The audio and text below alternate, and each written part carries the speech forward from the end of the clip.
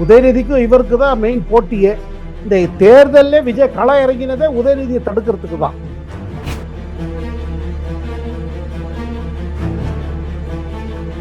அவர்கிட்ட இருந்து 119, ஆனால் அவர் கிடைத்திருக்கிறது 144. அதாவது பார்த்தீங்கன்னா நல்லா கிடைச்சிருக்கு. இதில் ஒன்றும் சந்தேகமே இல்லை, உள்ளுக்குள்ள சப்போர்ட் இருக்கு.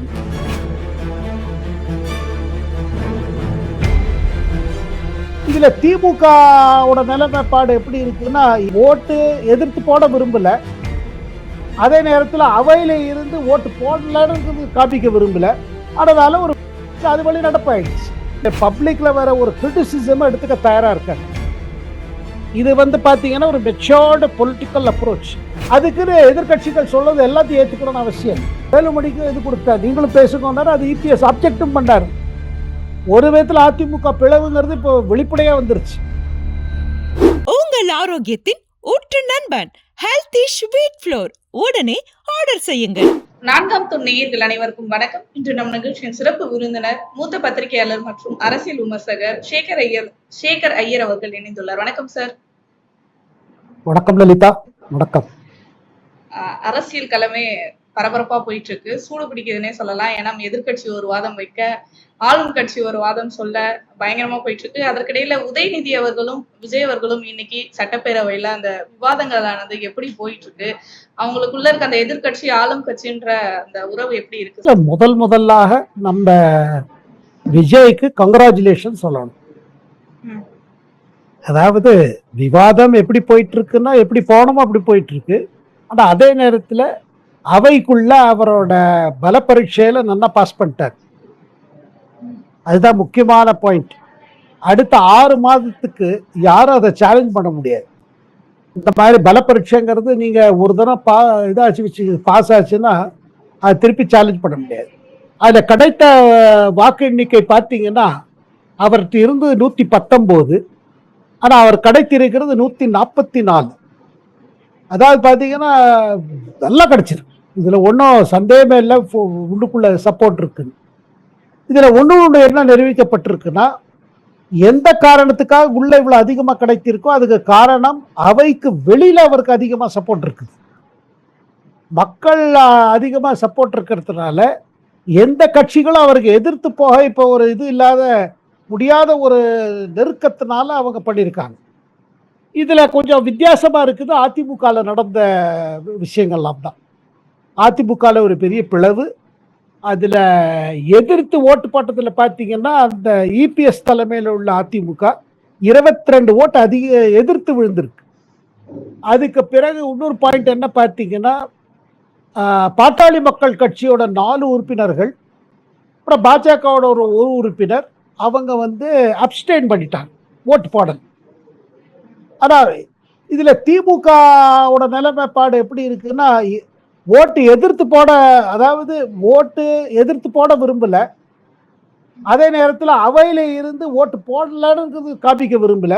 அதனால ஒரு வெளிநடப்பு அது வெளிநடப்பாயிடுச்சு. இதெல்லாம் எதிர்பார்த்தது. இதில் எல்லா கருத்துக்களையும் பொறுமையாக கேட்டுட்டார். எல்லா கருத்துக்களும் எல்லாரும் கருத்து எல்லாம் பேசாம அமைதியாக. நான் முதல் முறையாக ஒரு முதல்வர் பார்க்குறேன், ஒன்றுமே ரியாக்ஷன் ஒன்றும் இது பண்ணல. ஏன்னா பல நம்ம சட்டசபைகளை நான் பார்த்துருக்கிறேன். உத்தரப்பிரதேஷ், பீகார், மேற்கு வங்காளம், தமிழ்நாடு உட்பட பல சட்டசபைகளை நான் பார்க்கும் பொழுது அவர் ரொம்ப மௌனமாக. ஏன்னா பாரு, இதெல்லாம் தாங்கிக்கிற சக்தி வேணும். முதல்வராக வந்தாச்சுன்னா நீங்கள் உங்களை பற்றி பல விஷயம் சொல்லுவாங்க, அதெல்லாம் தாங்கிக்கணும். அந்த தாங்கிக்கிற சக்தியை காமிச்சிட்டார். அப்புறம் இந்த இளம் வயதிலே தாங்குற சக்தி காமிக்கிறதே பெரிய விஷயம். அதாவது பேஷன்ஸ் அண்ட் ஹியூமிலிட்டி. அதில் இன்னொரு விஷயம் என்ன இருந்ததுன்னா, பொறுமையாக கேட்டுட்டாரு. கடைசியில் பதில் சொல்லும்போது என்ன சொன்னார், எல்லா கருத்துக்களையும் வச்சுருக்கீங்க, நான் எந்த தரப்புலேருந்து பாருங்கள் மத சார்பற்ற ஒரு நேர்மையான ஆட்சி அப்படிங்கிற ஒரு இதை அவர் திருப்பி அடுத்து சொன்னார். இதில் முக்கியமாக ஒரு விஷயங்க, நம்ம டிஎம்டிகே தலைவர் பிரேமலதா அவங்க ஒரு கருத்து வச்சாங்க. நீங்கள் ஓஎஸ்டியா ஒரு ஜோசியரை போட்டுட்டீங்க, இது சரியில்லை, இது இளைஞருக்கு மத்தியில் ஒரு சயின்டிஃபிக் டெம்பர் உள்ள இது பண்ணும்போது இது மாதிரி பண்ணிட்டீங்க. அதுக்கு அவர் பதில் சொன்னார். இதை நான் திருப்பி அதை ரிவ்யூ பண்ணுறேன் என்னன்னு. அதே மாதிரி அவை அந்த இது ஓட்டு முடிஞ்ச உடனே பார்த்தீங்கன்னா 1 மணி நேரத்துக்குள்ள கவர்மெண்ட் ஆர்டர் வந்துச்சு. அந்த நம்ம ராடன் பண்டிட் என்கிற அவருக்கு நெருங்கிய இருக்கிற ஒரு நபரை அவர் வந்து அவங்க அப்பாயின்மெண்ட் ஓஎஸ்டியா போட்டதை ரத்து செஞ்சுட்டாங்க. ஸோ இதுலேருந்து என்ன தெரியுதுன்னா, ஏதாவது கருத்து அவர் அதை வந்து பப்ளிக்ல வர ஒரு கிரிட்டிசிசம் எடுத்துக்க தயாரா இருக்கார். இது வந்து பாத்தீங்கன்னா ஒரு மெச்சோர்டு பொலிட்டிக்கல் அப்ரோச். அதாவது இப்ப ஏத்துக்கிற அடுத்த மனப்பான்மை. அதாவது எது கரெக்டா பண்ண முடியுமோ அதுக்குன்னு எதிர்க்கட்சிகள் சொல்றது எல்லாத்தையும் ஏத்துக்கணும்னு அவசியம் இல்லை. ஆனா டிஎம்கே எப்படி பொசிஷன் மாறிட்டே இருக்கு பாருங்க.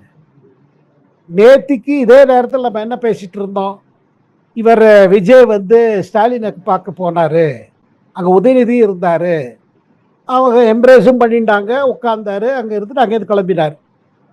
இது வந்து இதுவே ஒரு பெரிய விஷயங்க. உதயநிதிக்கும் இவருக்கு தான் மெயின் போட்டியே. இந்த தேர்தலில் விஜய் களம் இறங்கினதே உதயநிதியை தடுக்கிறதுக்கு தான். ஏன்னா திருப்பி திருப்பி வாரிசு அரசியல் எதிர்த்து குரல் கொடுத்து அதுக்கு இளைஞர்களிடம் ஒரு பெரிய சப்போர்ட் கிடைச்சது பெரிய விஷயம். ஆனா இன்னைக்கு நீங்க அவையில் என்ன பாக்குறீங்கன்னா டப்புன்னு மாறிடுச்சு. இப்ப உதயநிதி இது பண்ணும்பொழுது என்ன நேத்தியோட ஸ்பிரிட் இன்னைக்கு இல்லை பாருங்க.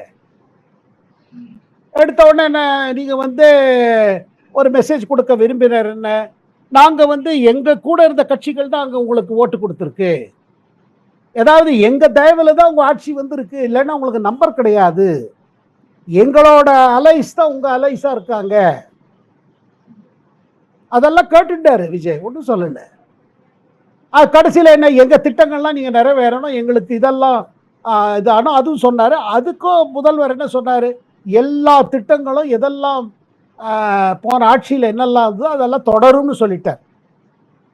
ஆனா ஓட்டுக்கு பிறகு பாருங்க ஒரு அந்த அந்த இதுலயே என்ன ஒரு அத ஓட்டுக்கு முன்னாடி என்ன இப்ப திமுகவோட பொசிஷன் என்ன பார்த்தீங்கன்னா, நீங்க வந்து ஹார்ஸ் ட்ரேடிங் பண்ண ஆரம்பிச்சிட்டீங்க, எம்எல்ஏக்கெல்லாம் விலைக்கு வாங்குறீங்க. ஏன்னா எங்கேயோ ஒரு இடத்துல ஒன்று விஷயங்க, திமுகக்குள்ள என்னன்னா இவருக்கு நம்ம முதல்ல கொடுத்து ஹெல்ப் இவங்களை அனுப்பிச்சோம் அலைஸ் எல்லாம். இந்த அலைஸ் போன பிறகு நிலைமை மாறிடுச்சு. ஏன்னா அதிமுகவோட இது உடைஞ்சிருச்சு, அவங்க 25 பேர் வந்து ஓட்டு போட்டாங்க. இது அடுத்த கேள்வி. இப்போ அந்த இந்த பிளவு நியாயமான பிளவா, ஆன்டி டிஃபெக்ஷன் லால் எப்படி போகும், இப்போ சபாநாயகர் எப்படி அதை இது பண்ண போறாரு. ஏன்னா சபாநாயகர் இபிஎஸ்க்கும் இது கொடுத்துட்டு வேலுமணிக்கும் இது கொடுத்தாரு, நீங்களும் பேசுங்கன்னாரு, அது இபிஎஸ் அப்ஜெக்டும் பண்ணாரு. ஒரு விதத்தில் அதிமுக பிளவுங்கிறது இப்போ வெளிப்படையா வந்துருச்சு, அதுல அது கிளியரா இருக்குது. இப்போ வந்து என்னன்னா இந்த மேட்டர் வந்து உங்களுக்கு கோர்ட் வரையில் கூட போகலாம்.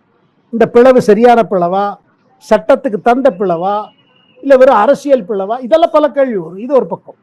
இன்னொரு பக்கம் பார்த்தீங்கன்னா பாதி பேர் என்ன பண்ணாங்கன்னா, இதில் வந்து இன்னொரு விஷயம் நீங்கள் என்ன பார்க்குறீங்கன்னா, இது வந்து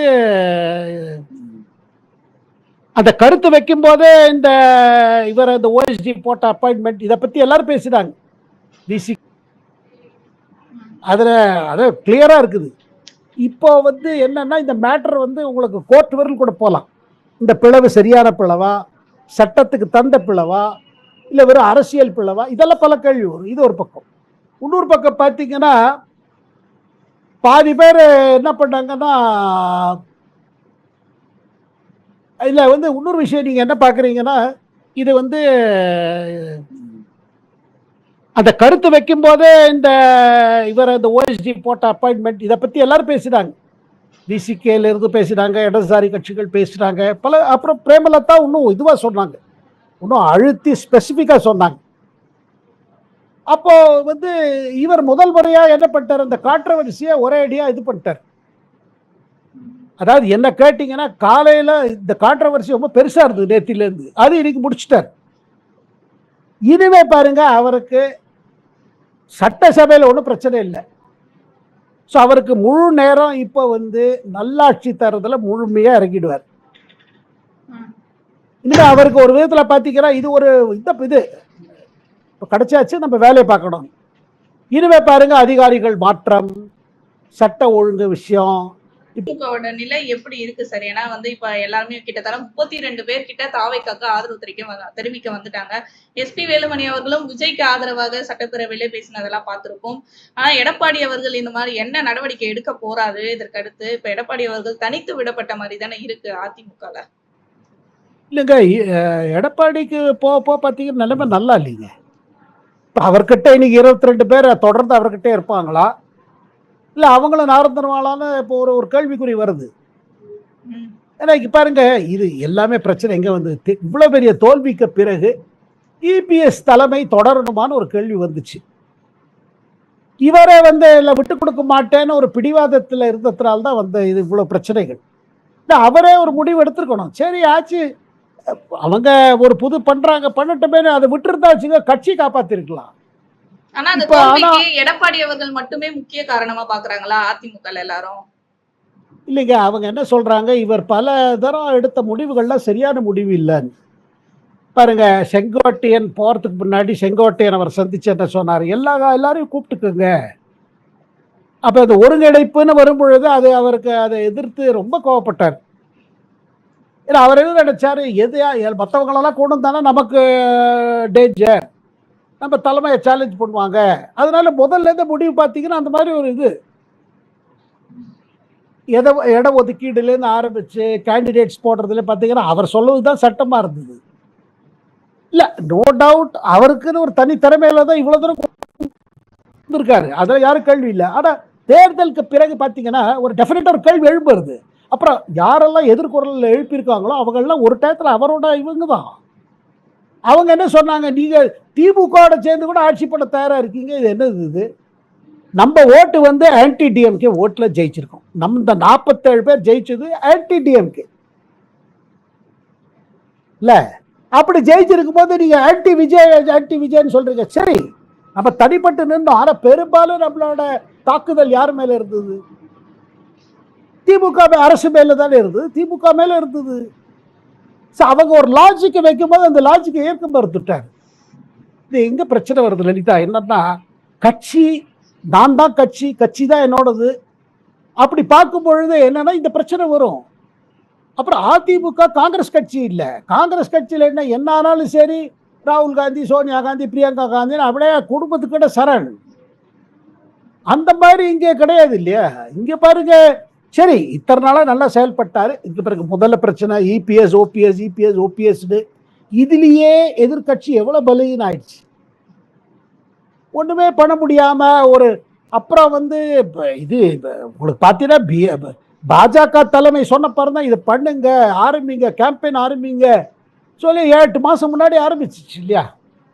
இல்லைன்னா நீங்க பாருங்க, போன ஏப்ரலுக்கு அப்புறம் தான் சூடு பிடிச்சிது. இல்லைன்னா இதே ரெட்டலை மேட்டர் ஒன்றும் பெண்டிங்கா இருக்குது, ஒன்றும் ஃபுல்லா தீர்ப்பு வரல அதுல. இப்ப இந்த மாதிரி பிரச்சனை இருக்கும்போது கொஞ்சம் விட்டு கொடுத்து கட்சியை காப்பாத்திருக்கலாம்.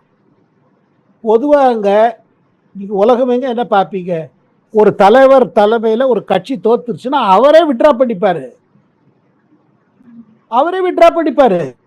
S, I own responsibility. அதை விட்டுட்டு இவர் வந்து இல்ல கட்சி நான் போட மாட்டேன். பாருங்க, இது என்னன்னா, இது வந்து இது நம்ம இபிஎஸோட தலைமை பத்தி கேள்வி இல்லை.